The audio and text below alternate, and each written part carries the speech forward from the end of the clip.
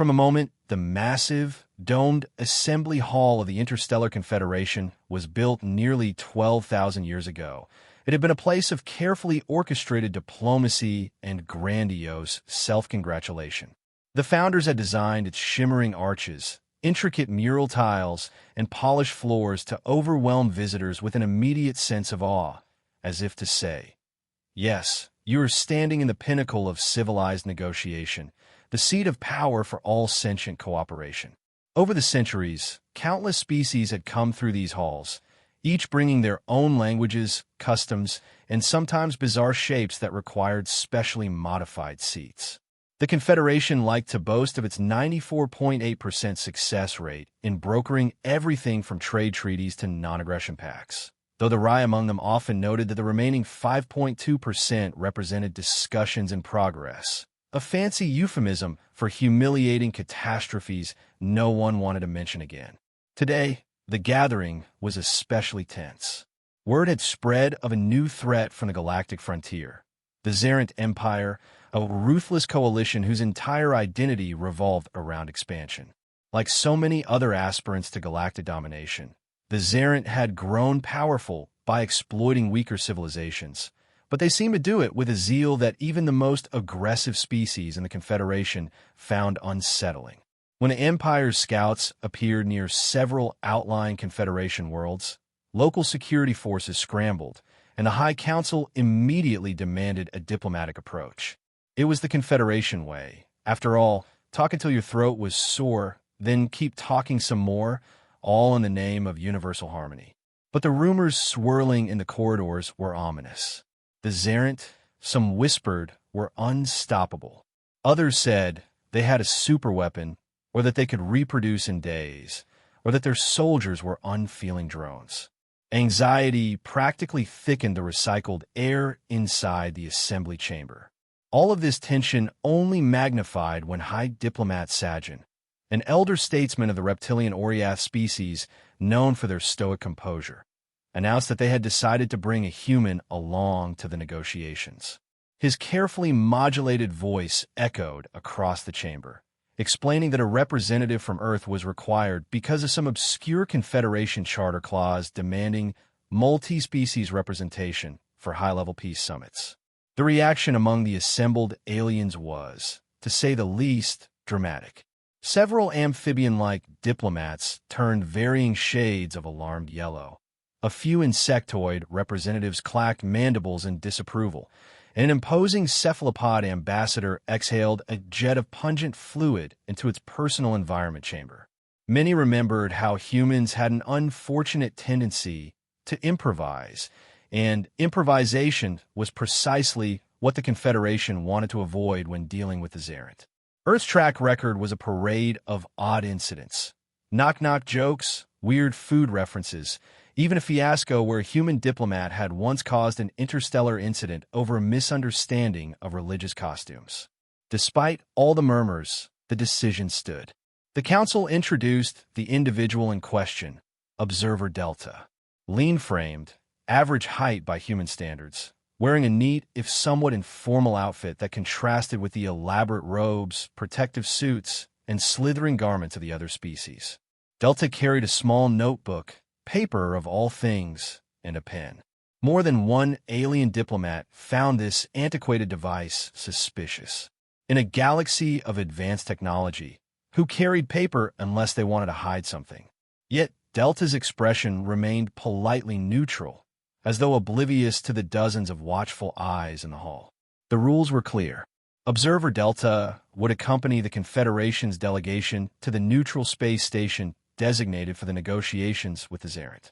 No speaking during formal sessions, no direct eye contact with the opposing side unless specifically addressed, no unapproved gestures that might be misconstrued as insults or challenges.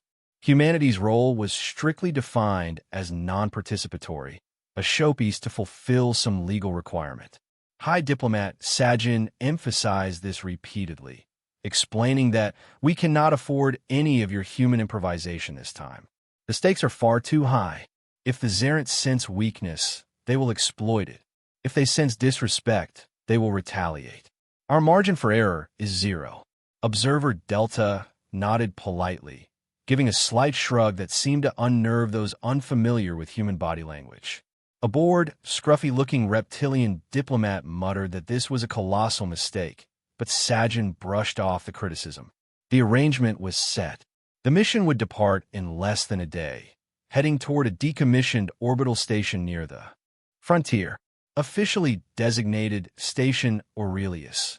It was chosen for its neutral location and for the minimal life support infrastructure necessary to accommodate multiple species. In truth, it was practically a relic: rusted panels, half-functioning gravity stabilizers, and ancient docking clamps. But for the Xerent, it was presumably good enough to host a peace summit, or at least good enough to deliver demands. The trip began with a measure of organized chaos. A specialized Confederation cruiser, decked out with various atmospheric modules to accommodate aquatic, gaseous, and oxygen-breathing ambassadors, set forth. Observer Delta found a corner seat in the lounge, quietly surveying the swirl of tentacles, exoskeletons, and scaled limbs around them. The ambassadors from various species began their typical pre-negotiation rituals. One had to immerse in a vat of swirling algae to purify the soul. Another needed a delicate set of sonic frequencies to calm its four hearts. Observer Delta was offered neither algae nor sonic therapy, though a well-meaning quadruped tried to hand them a respiratory mask. The human politely declined, tapping a finger on the notebook instead, as if to say, "I'm good." During the voyage, some smaller arguments flared. A tall, mantis-like envoy complained about the color of the corridor lights, claiming that the specific hue triggered the beginning of a mating cycle in its species. The pilot tried to reprogram the lighting with little success, resulting in endless flickering that tested everyone's patience. Through it all, Observer Delta sat quietly on a plush seat designed for a species with a tail, idly flipping pages in the notebook. Sometimes the human jotted down a phrase or doodled. At one point, a tentacled diplomat peered over Delta's shoulder in curiosity, but scurried away when the human made eye contact. That small moment illustrated the uneasy fascination many felt toward humans. The Confederation delegates knew, at least in theory, that Earth's people were physically weaker than many species and hardly the most advanced in weaponry. But they were known to be unpredictable. And unpredictability was the last thing anyone wanted when facing an empire that thrived on intimidation. Then the ship's scanners picked up signs of the Xerent fleet. Several large warships lay in stationary orbit around the neutral station, bristling with weaponry and exuding an almost palpable hostility. Even on the sensors, the angled hulls and ominous silhouettes caused the pilots to gulp. Confirmation arrived that a smaller Xerent shuttle would meet them at Station Aurelius for the negotiations. But the presence of those monstrous capital ships hovering close made everyone uneasy. Whispers flew through the corridors about the rumored might of the Xerent. High Diplomat Sajin cautioned everyone to remain calm, though his pupils were dilated in what his own species recognized as acute anxiety. In a briefing session with the entire delegation, Sajin repeated the guidelines in a carefully measured voice. This is a precarious attempt at diplomacy. The Xerent have never been known to compromise, so we must strive for the best, but expect the worst. He paused to glare pointedly at Observer Delta. And above all, we must avoid any unorthodox behavior. Observer Delta merely offered a mild smile, that ambiguous tilt of the lips that could be reassurance or doubt or quiet amusement. It was a gesture that made some of the more suspicious ambassadors shift in their seats. When the cruiser finally docked at the station, tension mounted further. The docking clamps hissed, the airlocks cycled open, and a stale rush of station atmosphere greeted the group. Station Aurelius was as run down as they had feared, with flickering lights and hallways where metal plates rattled underfoot. But there was no time for complaints. The Xerent would arrive soon.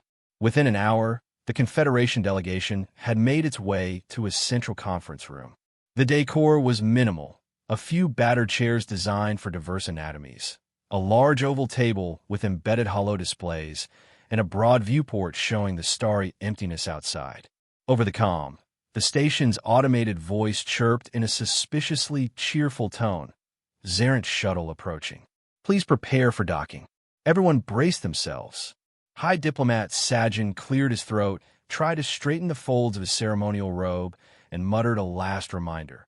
If this fails, we could be facing a full-scale war. Everyone stay on protocol. The ambassadors took their places around the table. Observer Delta was directed to a seat off to the side, half concealed by a projection column. Officially invisible, yet present. The hydraulic doors parted with a grating squeal, and in marched 3 towering Zarent. Their physiology suggested a blend of insect and reptile. Chitinous plates gleaming with a dark sheen, multiple jointed arms capable of doubling as weapons, and eyes that glowed with an uncanny metallic glint. Their posture alone radiated intimidation, each step landing with an audible thunk that resonated through the metal floor. The lead figure wore some sort of armor, plating etched with symbols that looked like battle honors or conquests.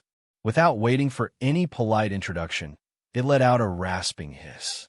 A translator device, clipped to one of its limbs, kicked in. We are the delegation from the Zarent Empire. You may state your pleas. The arrogance in the synthetic voice was unmistakable. High Diplomat Sajin bowed with practiced grace, though his scaled brow glistened with tension. He offered formal greetings on behalf of the Interstellar Confederation, extolling the virtues of peaceful cooperation. The Zarent listened with apparent boredom. Their leader, who introduced itself as War Master Ral Thursday, kept glancing around the room, seemingly searching for something. When its metallic gaze fell upon Observer Delta, hidden off to the side, there was a brief hesitation. But no direct comment followed, and the Zarent soon refocused on Sajin, bluntly dismissing the welcome remarks. We have come to hear your capitulation, Ral Thursday said. We have no need for what you call peace. Peace is a fiction. We either gain resources or destroy obstacles. And so began the negotiations, though negotiations was too generous a term for the exchange that followed. The Confederation laid out proposals one after another. Trade agreements, resource-sharing pacts, designated demilitarized zones. For each suggestion, the Zarent responded with sneering condescension. We take what we want, or we have no need for your restrictions. Sajin tried appealing to the mutual benefits, explaining how advanced species in the Confederation could assist with technology or medicine. The Zarent were unmoved. An enormous, heavily armored lieutenant behind Ral Thursday flexed its segmented arms as if itching for a fight. After nearly 2 hours, the conversation stalled in a prolonged silence. The tension in the room was so thick that a small insect flitted near the ceiling, drawn by the stale air, and no one dared to move. All the while, Observer Delta maintained complete stillness, though the pen sometimes moved across the paper. War Master Ral Thursday's eyes flicked over occasionally, perhaps intrigued by this silent human. But no direct question was posed, and Observer Delta's instructions were explicit. Do not speak unless spoken to. So the human was effectively a statue, or so it seemed. Finally, Sajin suggested a recess so that both sides could reflect on potential areas of compromise. Ral Thursday let out a chittering hiss that the translator did not bother to interpret, then stomped from the room, flanked by the 2 others errant.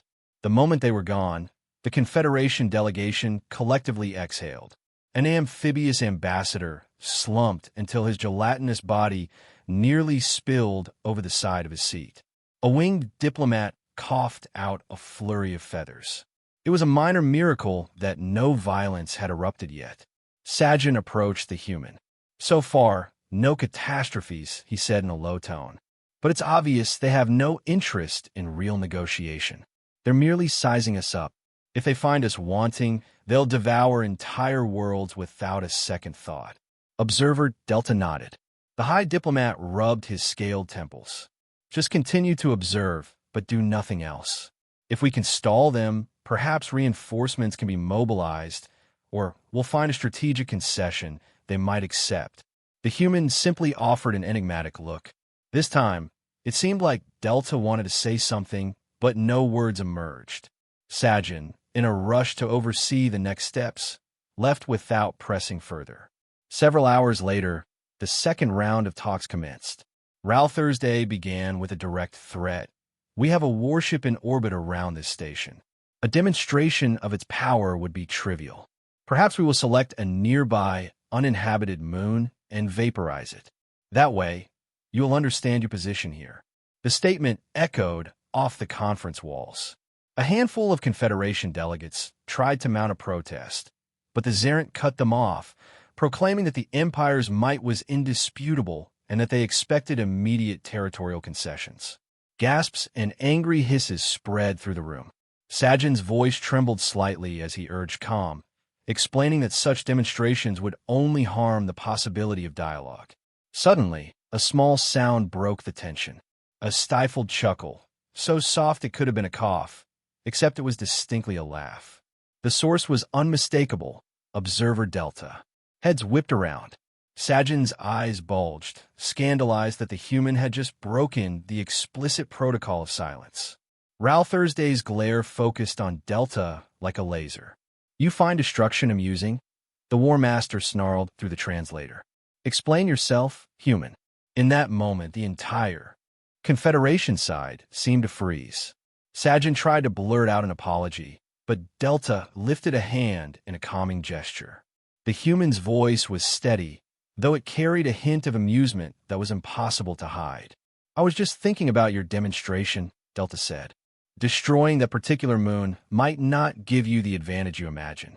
The statement was delivered with absolute confidence. Then came an almost casual shrug. But who am I to say? One could have heard a pin drop in that hush, if not for the station's hum and the faint hiss of an oxygen vent. The Zerent bristled at this insolence. But there was something else in their posture, an undercurrent of doubt. Ral Thursday's compound eyes narrowed. What do you know of this moon? The War Master demanded.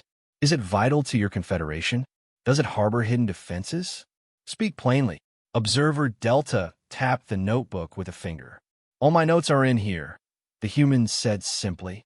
Everything about your empire that I've been able to observe. A slight, polite smile followed. I wouldn't want to bore you with the details. The statement was intentionally vague, delivered in a tone that suggested there might be reams of data about Zerent vulnerabilities in that little paper notepad. Sajin's scales practically stood on end. He looked ready to keel over from panic. But the effect on the Zerent was immediate. A rapid, chittering exchange erupted among them, none of which the translator managed to convert into anything intelligible. After a tense moment, Ral Thursday banged a segmented fist on the table. We will reconvene later, he growled. We must consult our command. And with that, the Zerent delegation stormed out, leaving the entire Confederation group in stunned silence. Pandemonium erupted the second they were gone. Sajin rounded on Delta, voice trembling with fury. What was that? Do you realize you may have just triggered them to attack us outright? Another ambassador, a jelly-like being, gurgled in panic that the Zerent might blow the station apart at any moment. Observer Delta remained calm. I followed the letter of my instructions. I only spoke when spoken to. They asked me a direct question, so I answered. A small smile tugged at Delta's lips. Not my fault if they draw bigger conclusions from my little statement. Sajin looked prepared to argue further, but realized that the damage, if that was the right word, was already done.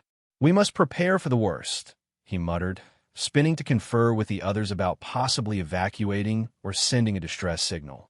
The station's ancient comm system was jammed with urgent transmissions back to Confederation Command, warning them of a potential Zerent strike. Yet the hours passed, and the strike never came. Instead, the battle cruiser in orbit maintained its position, weapons seemingly on standby, but not firing. When the Zerent delegation finally returned, it was with an air of forced composure. Ral Thursday's posture was still formidable, but the noticeable edge of overconfidence had dulled. The other two delegates kept glancing at Observer Delta, as though studying an unknown threat. The next words out of Ral Thursday's translator device were as shocking as they were abrupt. We have new terms to propose for these discussions. The Zerent Empire will consider a non-aggression pact. We will also revisit the notion of resource sharing in the contested frontier systems. However, we demand that the human not remain silent, but sit directly at the table and clarify what is in that notebook. The last phrase sent a ripple of shock through both sides of the room. Sajin's eyes practically rattled in their sockets. He looked from Ral Thursday to Delta, uncertain how to respond. Observer Delta lifted the notebook, flipping through a few pages. "I don't think it's necessary for me to read them to you," the human said, carefully letting the corners of a few pages show what looked like dense scribbles and occasional cryptic charts. "I'm sure your intelligence is quite capable of forming its own conclusions." This almost flippant response sparked another fierce burst of chattering among the Zerent. The translator gave up after a few seconds, unable to keep up with the rapid exchange. At length, Ral Thursday regained control of the conversation. "The Zerent Empire will not be threatened by unknown forces," he declared, though there was a hint of uncertainty in his words. "You claim to have knowledge of our vulnerabilities, but we are not so easily cowed." The corners of Delta's mouth quirked in a way that might have been humor or pity. "I'm simply an observer," the human said mildly. "If you interpret this as a threat, that's your decision. I'm only here to record data." Through the translator, Ral Thursday let out a snarl, but there was no immediate challenge. And so began a surprisingly more productive dialogue about territory boundaries, possible joint ventures, and even exchange of research. Personnel. The Confederation team was too stunned to believe it fully, yet they played along, hammered out details, and tried to keep their surprise from showing too openly.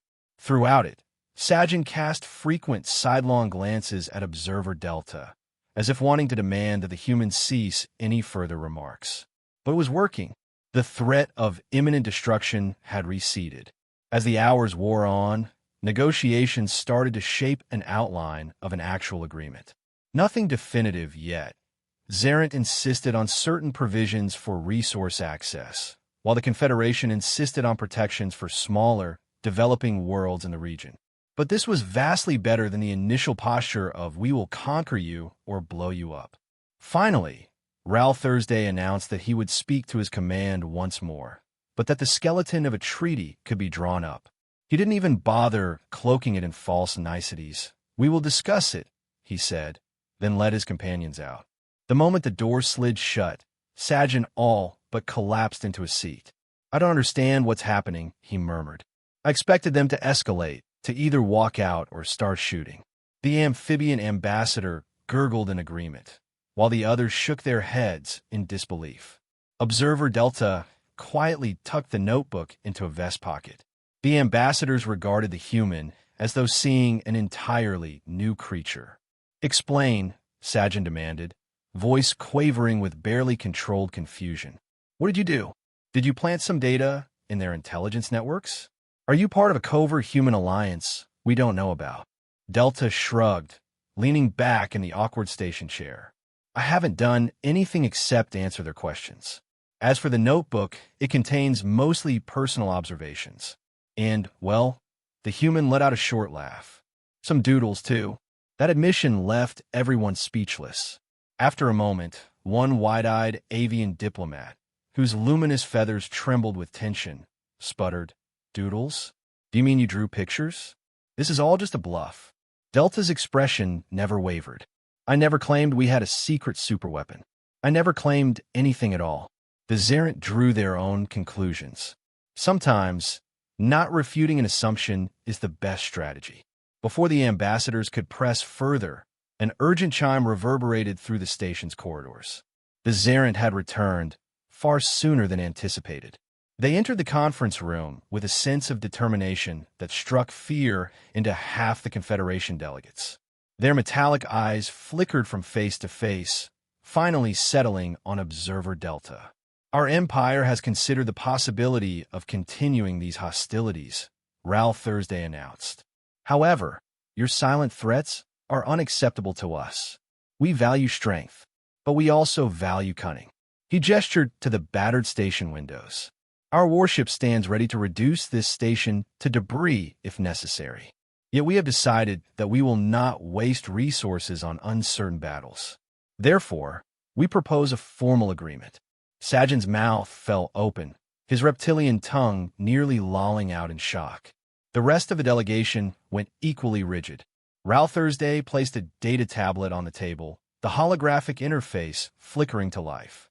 A cessation of any imperial expansion into your protected frontier sectors for an initial period of 100 local cycles, he said, pointing a claw at the terms displayed.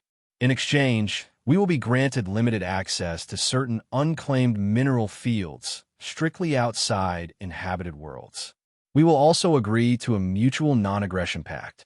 He paused, compound eyes glinting with some unreadable emotion.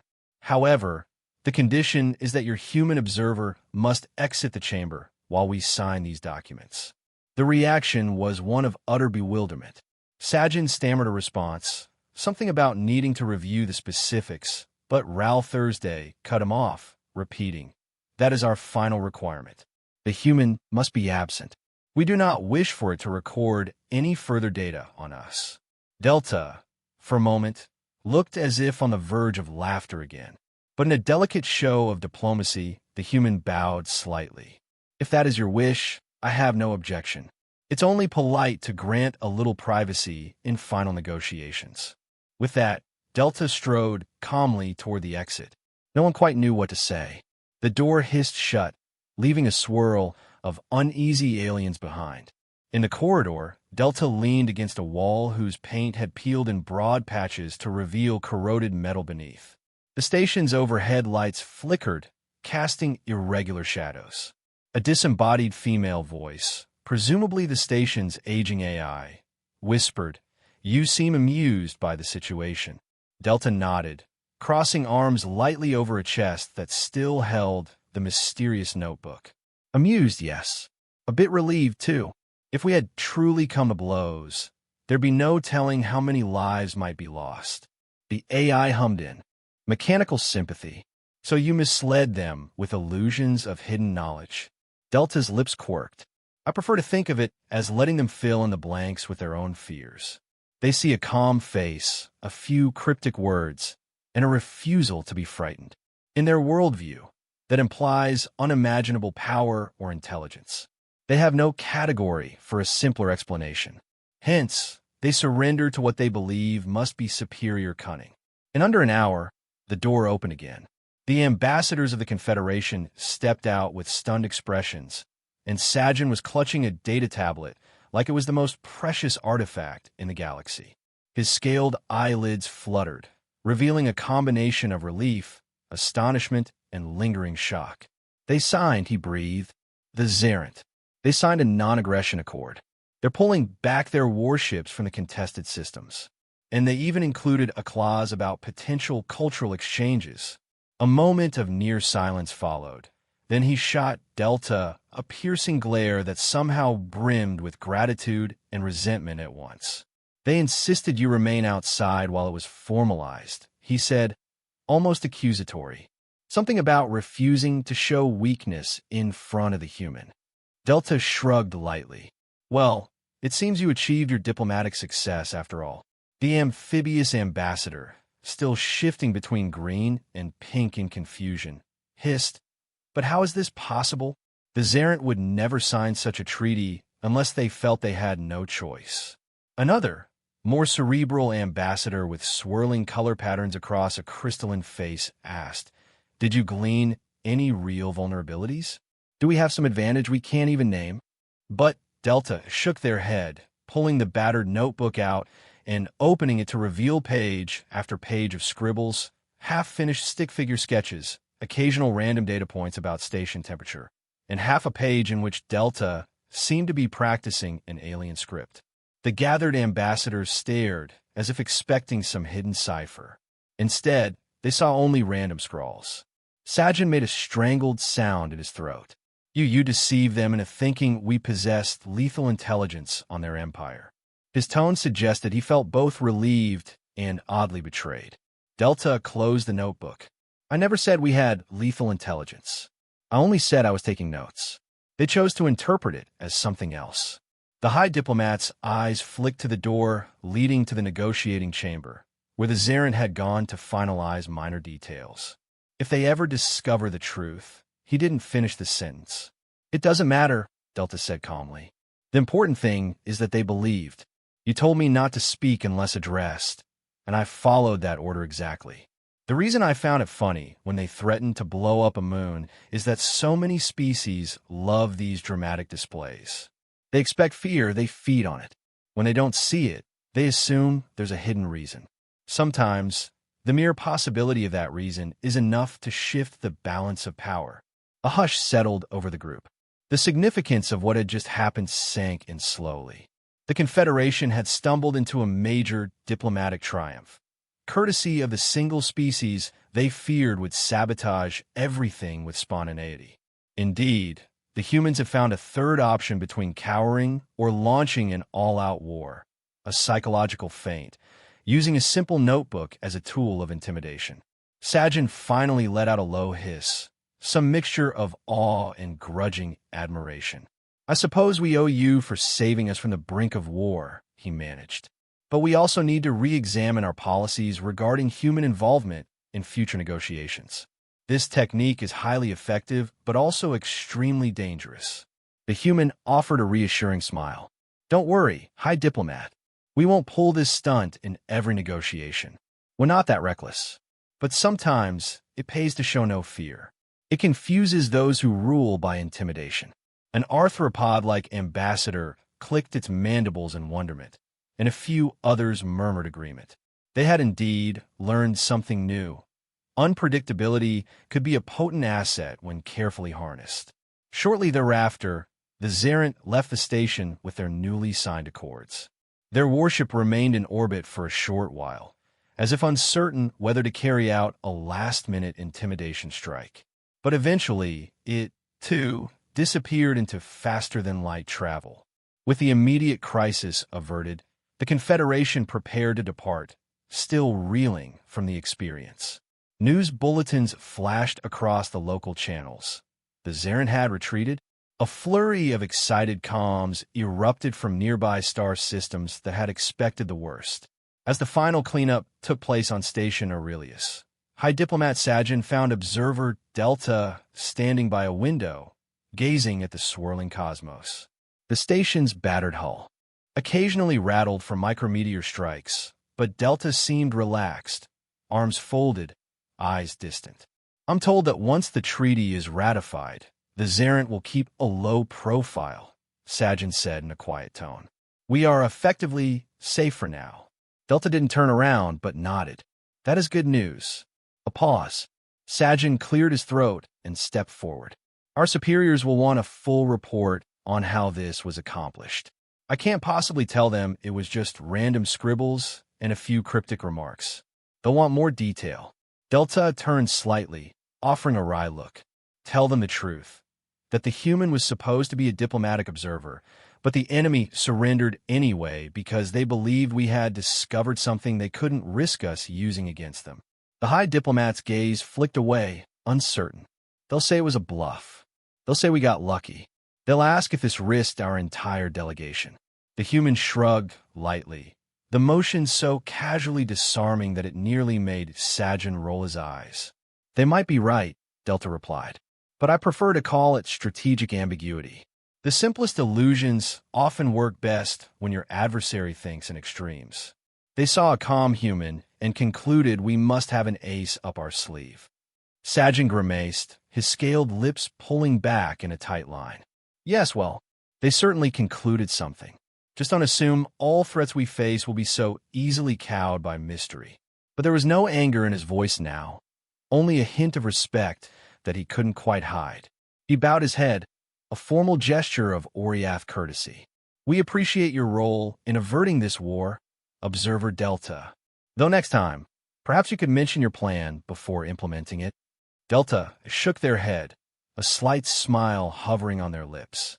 That would ruin the effect, wouldn't it? The trip back was far less fraught. The station's battered docking clamps released the Confederation cruiser into the blackness of space, and soon they slipped into faster-than-light corridors. Word circulated among the delegates about how the negotiations had improbably ended. Some ambassadors joked that from now on, they would carry random notebooks to intimidate adversaries. Others insisted that only humans could pull off such a brazen stunt without blinking. A few were still rattled, worrying that a future rematch with the Zerent might be inevitable. But for the moment, the group shared a rare victory, one achieved with no casualties, no laser blasts, just the power of letting the enemy scare itself with the unknown. Back at the main Confederation seat, the assembled leadership was collectively stunned to see the treaty. Projections had been grim, expecting a refusal or an outbreak of violence. Yet here it was, the Zerent Empire's signature, guaranteeing months, even years of peace. The official record credited High Diplomat Sajin with masterful negotiation. However, an unusual side note in the official documentation mentioned the presence of a human observer, and the rumor mill churned. Soon, ambassadors from other species began clamoring for more details. Sajin fielded pointed questions with carefully curated half-answers. He needed time to process how exactly to handle the truth. Even as he explained the new treaty to subcommittees, he kept glancing at Observer Delta, who sat quietly at a distance, tapping that pen against a corner of the well-worn notebook. In the end, an official inquiry was convened. They demanded an explanation for how the crisis had so abruptly ended. Sajin offered a diplomatic explanation about how a shift in perspective had convinced the Zerent not to waste resources in conflict. But some officials weren't satisfied. They pressed for a detailed account of what intelligence the human had presented. At this, Sajin could only stammer that the human had alluded to certain information. Observer Delta, brought in to testify, offered a gentle, almost mischievous smile. "I merely observed. Perhaps the Zerent recognized the Confederation is more formidable than they realized. Nothing more, nothing less." That answer, cryptic though it was, seemed to settle the matter. The Council had bigger issues than whether a single human might have tricked an empire. They had a stable peace in their hands, and that was cause enough for them to move on. In the final days of post-negotiation formalities, High Diplomat Sajin met privately with Observer Delta in an opulent lounge lined with silver drapes and swirling holographic patterns.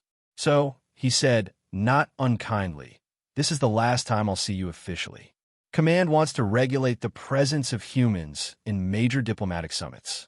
It appears you've proven how unpredictable you are." The faintest grin flickered across Sajin's reptilian features, a gesture that took Delta a moment to interpret as amusement. "For better or worse, we can't decide," the diplomat added. "Still, your intervention saved many lives." Delta toyed with the notebook, flipping through pages as if searching for something interesting. All that was visible were half-finished sketches of alien species, scribbles of flight times, and random phrases in multiple languages that might have been practice lines. "I guess unpredictability can be an asset," Delta said. "And perhaps one day, if the Zerent push again, they'll remember this moment. The real threat is rarely the one you see. Sometimes it's what you imagine behind the scenes." Sajin inclined his head in agreement. They shook hands, an earth gesture Sajin had learned only recently, a cautious pressing of palm to scale digits. Then Observer Delta rose, tucking the notebook under one arm. "If you ever need me to observe again, you know where to find me." With that parting wink, the humans strode away, leaving the High Diplomat staring after them with the sense of having witnessed a strange, possibly once-in-a-lifetime performance.